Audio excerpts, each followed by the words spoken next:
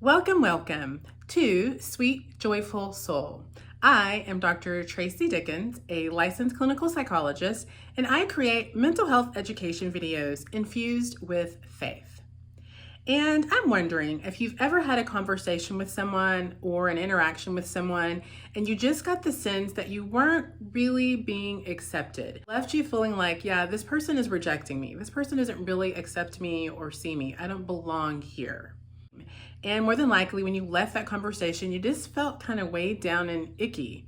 Well, today I'm going to talk about how shame can cling to our body and just kind of weigh us down. And I'm going to help you recognize what shame looks like when it's clinging to us and how to get unstuck from it so you can move more freely through your day. So come on in and let's get started.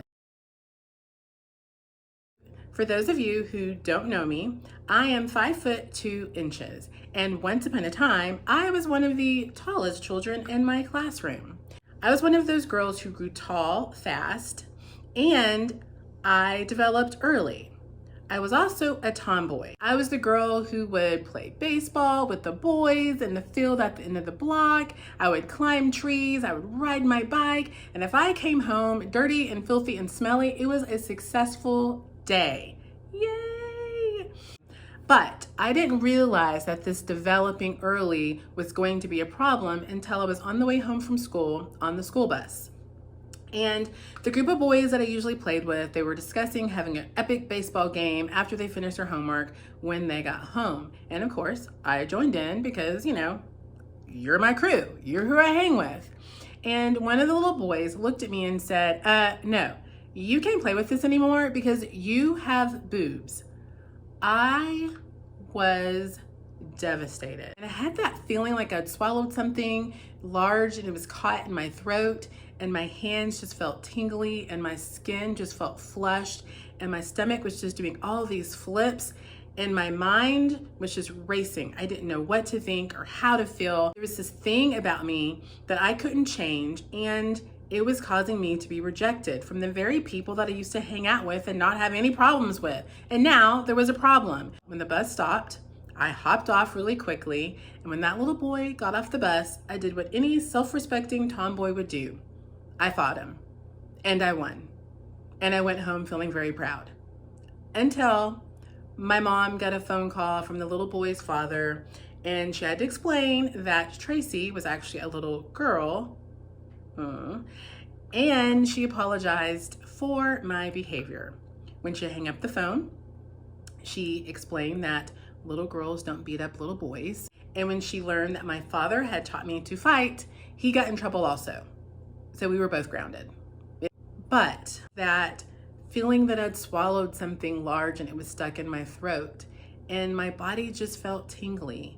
Those physical experiences that I had, those are often things that we experience whenever we experience shame. When we experience shame, that shame being the emotion attached to the possibility of being rejected and abandoned, it triggers a trauma response, because the idea of being rejected from our tribe, well, that means I'm vulnerable to a predator. I don't have anybody to help me if I come under attack. Just like trauma, we have to approach shame in a very similar way. We have to address the physiological, the somatic symptoms, so then we can process the emotional and the cognitive aspects of shame. So today, I'm going to be talking about 3 things that you can do to help yourself get unstuck from the physical experience of shame. By no means are these the only things that you can do. There are many things that you can do. And in future videos, I'll talk about other things that you can do to build shame resilience. Your body's posture. Dr. Peter Levine, who has done extensive work in the area of shame and trauma, recently did a talk where he presented findings from research using an fMRI. So what he reported was that if you or I were placed in an fMRI and we were shown pictures of people who were friendly and smiling, our brain would register that in the frontal lobe. However, if we were experiencing trauma or shame, our frontal lobe would not register that experience of a friendly, kind face. But the area that would register the friendly face or the kind face would be the periaqueductal. And this area is associated with terror and fear and kind of immobilization, that freeze response that we get when we are overwhelmed by our trauma experience. In other words, our body is terrified of the compassion that we are experiencing in the moment.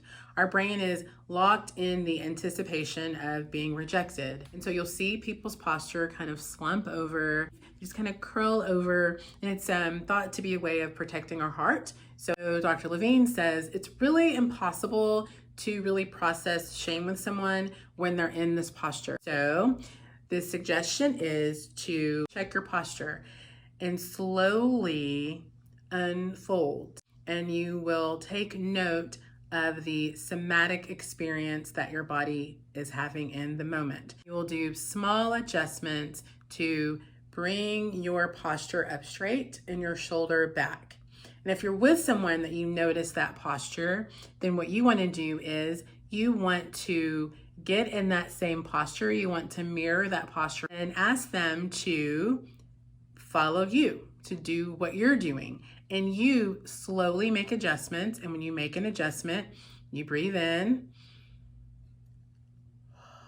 and you exhale. Each adjustment, you get closer and closer to sitting upright until your final position is sitting upright and your shoulders are kind of pulled back a little bit. Like you're in that posture that you feel like when you're really proud of something that you did, because being proud of ourselves is the antithesis of being in shame. When we come up and we're in that proud position, then we can discuss what our body is experiencing, like all the tinglings and the heaviness and the feeling, kind of restricted. We can talk about those things, and we can talk about the shame, and we can talk about the thoughts that are fueling the shame.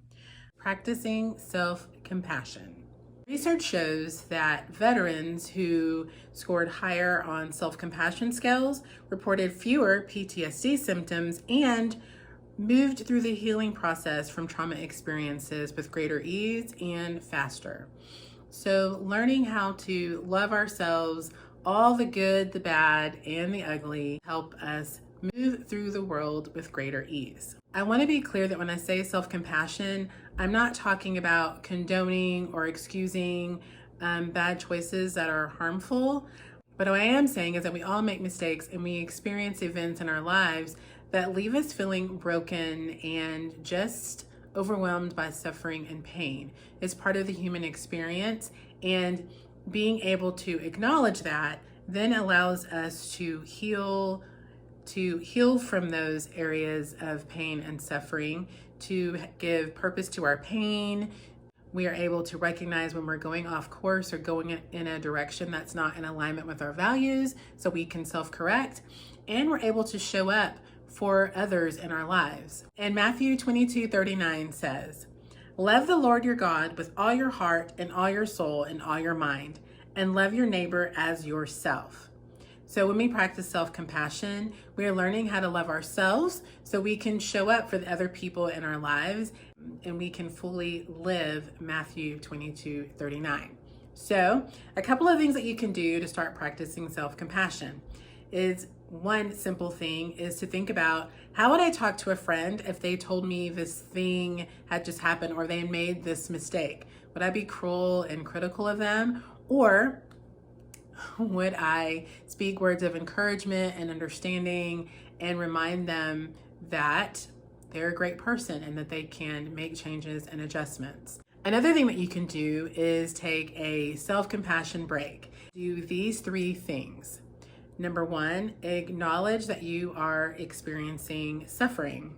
Just acknowledge that, yes, right now in this moment, I'm suffering. I'm really struggling with what just happened or what I just did, or use some other language that you feel more comfortable with. The second part is recognizing that suffering and pain is a part of the human experience. So recognizing that, in this moment, I am suffering.